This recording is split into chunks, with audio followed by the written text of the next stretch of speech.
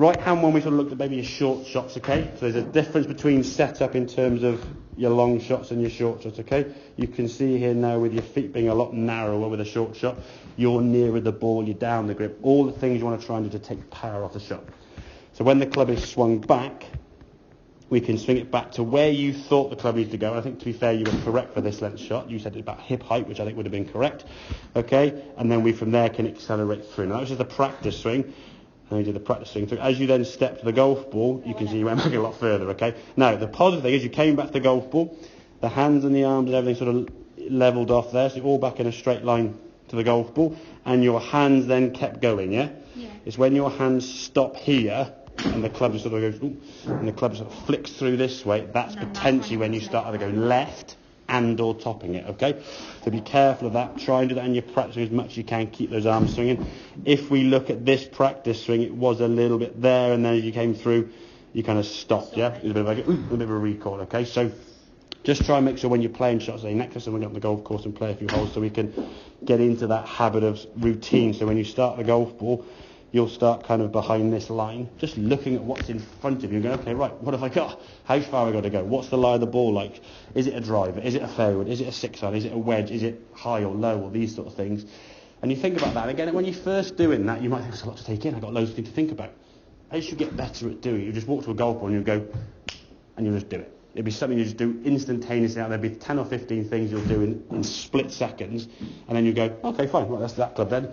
And you just play the shot.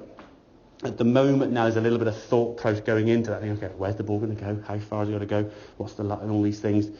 It's a little bit more to take in. But when on the golf course, these are things we're trying to think of rather than technique. In terms of your full swing technique, though, I've got to say very, very good. We discussed last time your posture and you maintain your angles, okay? As you went back,